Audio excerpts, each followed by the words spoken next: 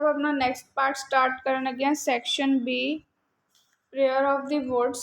तो first question देखो, what does the poem prayer of the woods underline, ਇਹਦਾ ਕੀ मतलब आ it the poem underline the importance of woods in humans life या फिर इन मैनस लाइफ। ਇਹਦੇ ਵਿੱਚ ਤੁਸੀਂ इंपॉर्टेंस ऑफ वुड्स ਨੂੰ अंडरलाइन कर ਦਿਓ। What do the words provide us with, woods ਆਪਾਂ ਨੂੰ ਕਾਹਦੇ ਨਾਲ प्रोवाइड ਕਰਦੇ ਆ। The woods give us shade in summer, ठीक आ, गर्मियां दे विच आपां नूं छां दिंदे ने, हीट इन विंटर सर्दियां दे विच गर्माहट दिंदे ने, ते juicy fruits in all seasons ते खाण नूं जूसी फ्रूट्स सारे सीजनस दे विच दिंदे ने, सारियां रुत्तां दे विच, ठीक आ। What does the poet imagine himself to be in this poem, the poet imagines himself to be a tree in this poem, वो खुद नूं की इमैजिन करदा है कि खुद एक ट्री आ। Okay, next is what does the poem appeal to human beings? The entire poem is an appeal to human beings to never cut down trees. ਇਹ ਇਨਸਾਨ ਨੂੰ ਇੱਕ ਰਿਕੁਐਸਟ ਆ ਕਿ ਉਹ ਕਦੇ ਵੀ ਜਿਹੜੇ ਦਰਖਤ ਨੇ ਉਹ ਨਾ ਕੱਟੇ। What kind of feelings do the woods arise in the heart of a man? The woods arise the feeling of kindness and beauty in the heart of a man। ਹੁਣ ਇਹ 'ਚ kindness ਤੇ beauty ਨੂੰ underline ਕਰ ਦਿਓ। List the things the woods give us। ਇਹ ਬਹੁਤ simple ਆ। The woods give us furniture, building material, heat in winter, shade in summer, and juicy fruits in all season। How do fruit help travelers to quench their thirst? ਕਹਿੰਦੇ ਜਦ ਕੋਈ traveller ਨੂੰ ਪਿਆਸ ਲੱਗੀ ਆ ਤਾਂ ਟਰੀਜ਼ ਉਹਨਾਂ ਨੂੰ ਕਿਵੇਂ ਹੈਲਪ ਕਰਦੇ ਆ ਆਪਣੀ ਪਿਆਸ ਬੁਝਾਉਣ ਦੇ ਲਈ। ਦ juicy fruits of the trees help travelers to quench their thirst। In this poem, what qualities do the trees personify? Trees are a symbol of kindness and greatness। ਕਾਹਦੇ ਸਿੰਬਲ ਨੇ? ਕਾਈਂਡਨੈਸ ਦੇ ਸਿੰਬਲ ਤੇ greatness ਦੇ symbol ਨੇ। What is the meaning of cradle to coffin? cradle ਹੁੰਦਾ ਦੇਖੋ ਜਦ ਬੱਚਾ ਝੂਟੇ ਲੈਂਦਾ ਹੁੰਦਾ, ਜਦੋਂ ਹੁੰਦਾ ਹੈ ਨਾ ਇੱਕ ਉਹਦਾ ਸਪੈਸ਼ਲ ਬੈੱਡ ਬਣਦਾ, ਅਤੇ ਕੌਫਿਨ ਹੁੰਦਾ ਜਦ ਕੋਈ ਮਰ ਜਾਂਦਾ ਤਾਂ ਉਹਨੂੰ ਕੌਫਿਨ ਦੇ ਵਿੱਚ ਦਫਨਾਇਆ ਜਾਂਦਾ ਹੁੰਦਾ ਹੈ। ਤਾਂ ਦੋਹੇ ਚੀਜ਼ਾਂ ਕਾਹਦੀਆਂ ਬਣੀਆਂ ਹੁੰਦੀਆਂ? ਲੱਕੜ ਦੀਆਂ, ਅਤੇ ਲੱਕੜ ਆਪਾਂ ਨੂੰ ਕਾਹਦੇ ਤੋਂ ਮਿਲਦੀ ਹੈ? ਟਰੀਜ਼ ਤੋਂ। ਸੋ ਇਟ ਮੀਨਸ ਕਿ ਵੁੱਡ ਜਿਹੜੀ ਆ ਉਹ ਯੂਜ਼ ਹੁੰਦੀ ਹੈ ਮੈਨ ਦੇ ਬਰਥ ਤੋਂ ਲੈ ਕੇ ਡੈਥ ਤੱਕ। What are trees pleading to man? Trees man ਨੂੰ ਕੀ ਪਲੀਡ ਕਰ ਰਹੇ ਨੇ, ਮਤਲਬ ਰਿਕੁਐਸਟ ਕਰ ਰਹੇ ਨੇ। Trees pray to man not to harm them, ਕਿ ਉਹਨਾਂ ਨੂੰ ਕੋਈ ਵੀ ਨੁਕਸਾਨ ਜਿਹੜਾ ਇਨਸਾਨ ਹੈ ਉਹ ਨਾ ਪਹੁੰਚਾਵੇ। ਫਿਰ ਅੱਗੇ ਆ who is the I in this poem. ਇਸ ਪੋਇਮ ਦੇ ਵਿੱਚ ਆਈ ਕੌਣ ਹੈ? I is wood, I is the woods in the poem.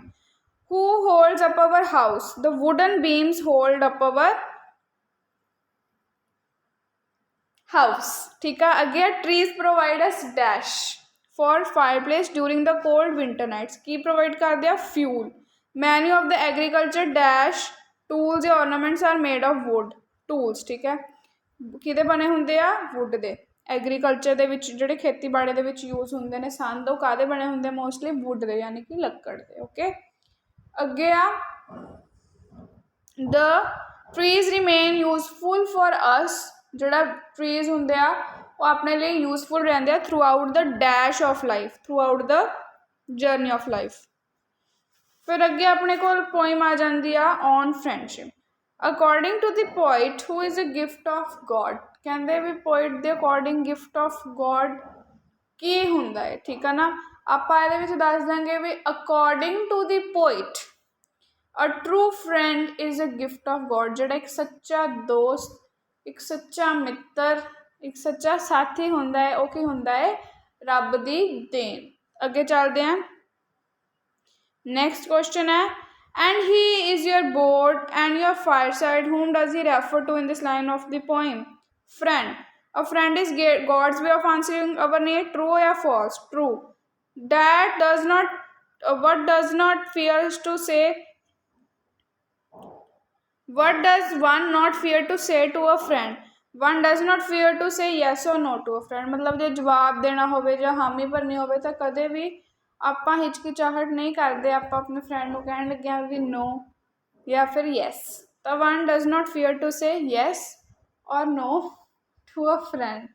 ਅੱਗੇ ਚੱਲਦੇ ਹਾਂ ਨੈਕਸਟ ਕੁਐਸਚਨ ਤੇ।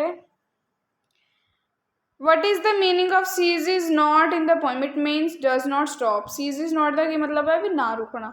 According to the poet, when do we miss our friend the most? ਕਹਿੰਦੇ ਵੀ ਆਪਾਂ ਆਪਣੇ ਫਰੈਂਡਸ ਨੂੰ ਸਭ ਤੋਂ ਜ਼ਿਆਦਾ ਮਿਸ ਕਦੋਂ ਕਰਦੇ ਹਾਂ? We miss our friends the most in their absence. ਜਦ ਉਹ ਗੈਰ ਮੌਜੂਦ ਹੁੰਦੇ ਨੇ, ਆਪਣੀ ਅੱਖਾਂ ਮੂਹਰੇ ਨਹੀਂ ਹੁੰਦੇ, ਤਾਂ ਆਪਾਂ ਉਹਨਾਂ ਨੂੰ ਬਹੁਤ ਜ਼ਿਆਦਾ ਮਿਸ ਯਾਨੀ ਕਿ ਯਾਦ ਕਰਦੇ ਹਾਂ। ਠੀਕ ਹੈ। What is the most important thing one can give to a friend. ਕਹਿੰਦੇ ਸਭ ਤੋਂ ਇੰਪੋਰਟੈਂਟ ਯਾਨੀ ਜ਼ਰੂਰੀ ਚੀਜ਼ ਕੀ ਹੈ ਜਿਹੜੀ ਆਪਾਂ ਆਪਣੇ ਫਰੈਂਡ ਨੂੰ ਦੇ ਸਕਦੇ ਹਾਂ? Love or affection is the most important thing one can give to a friend. ਕਹਿੰਦੇ ਪਿਆਰ ਅਤੇ ਅਫੈਕਸ਼ਨ, ਆਪਣਾਪਨ, ਇਹੀ ਦੋ ਚੀਜ਼ਾਂ ਸਭ ਤੋਂ ਜ਼ਰੂਰੀ ਆ ਜਿਹੜੀ ਇੱਕ ਆਪਣੀ ਫਰੈਂਡ ਆਪਾਂ ਨੂੰ ਦੇ ਸਕਦੀ ਆ। ਅੱਗੇ ਚੱਲਦੇ ਹਾਂ। What do we earn in return when we shower our friend with love. ਕਹਿੰਦੇ ਆਪਾਂ ਨੂੰ ਰਿਟਰਨ ਦੇ ਵਿੱਚ ਕੀ ਮਿਲਦਾ ਹੈ?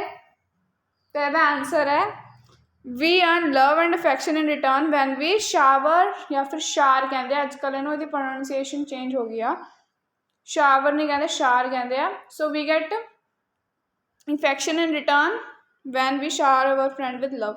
What can we share with our friend without any doubt? ਕਹਿੰਦੇ ਆਪਾਂ ਬਿਨਾਂ ਕਿਸੇ ਹਿਚਕਿਚਾਹਟ ਜਾਂ ਸ਼ੱਕ ਦੇ ਆਪਣੇ ਫਰੈਂਡ ਨੂੰ ਕੀ ਕਹਿ ਸਕਦੇ ਹਾਂ, ਕੀ ਉਹਦੇ ਨਾਲ ਸ਼ੇਅਰ ਕਰ ਸਕਦੇ ਹਾਂ? We can share all our thought, desire, expectation, joys, ਸੋਰੋਸ।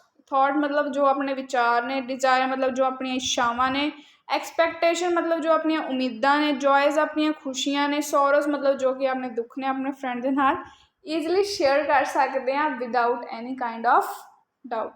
ਅੱਗੇ ਚੱਲਦੇ ਹਾਂ। ਵਟ is the main purpose of friendship between two friends. ਕਹਿੰਦੇ ਮੇਨ ਪਰਪਸ, ਮੇਨ ਮੁੱਦਾ, ਮੇਨ ਟੀਚਾ ਕੀ ਹੁੰਦਾ ਹੈ ਦੋ ਜਣੇ ਦੇ ਵਿੱਚ ਦੋਸਤੀ ਦਾ? ਠੀਕ ਆ।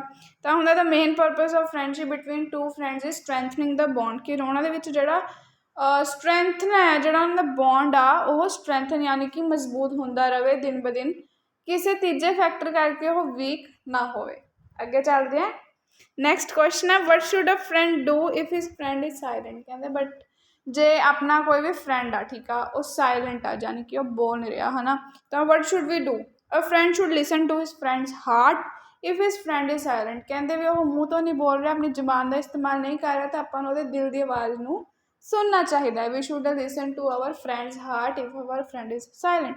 ਇੱਕ ਥੋਟ ਆ ਤੁਸੀਂ ਸੁਣੀ ਹੋਏਗੀ ਕਿ a friend is one who listens what we speak, but a best friend is that who listens what our heart speaks. ਅੱਗੇ ਚੱਲਦੇ ਹਾਂ ਨੈਕਸਟ ਕੁਐਸਚਨ ਤੇ। ਨੈਕਸਟ ਕੁਐਸਚਨ ਹੈ ਆਪਣੇ ਕੋਲ what is real friendship. Real friendship ਕੀ ਹੁੰਦੀ ਹੈ? ਠੀਕ ਆ। ਆਪਾਂ ਦੱਸਾਂਗੇ living laughter and sharing of pleasure. ਕਿ ਲਾਈਵਲੀ ਲਾਫਟਰ ਮਤਲਬ ਇੱਕ ਜੋ ਆਪਾਂ ਉਹਦੇ ਨਾਲ ਹਾਸਾ ਮਜ਼ਾਕ ਸਾਂਝਾ ਕਰਦੇ ਹਾਂ ਉਹ, ਅਤੇ ਸ਼ੇਅਰਿੰਗ ਆਫ ਪਲੈਜ਼ਰ, ਅਤੇ ਆਪਣੀ ਖੁਸ਼ੀਆਂ ਦਾ ਸਾਂਝਾ ਕਰਨਾ ਆਪਣੇ ਦੋਸਤ ਦੇ ਨਾਲ।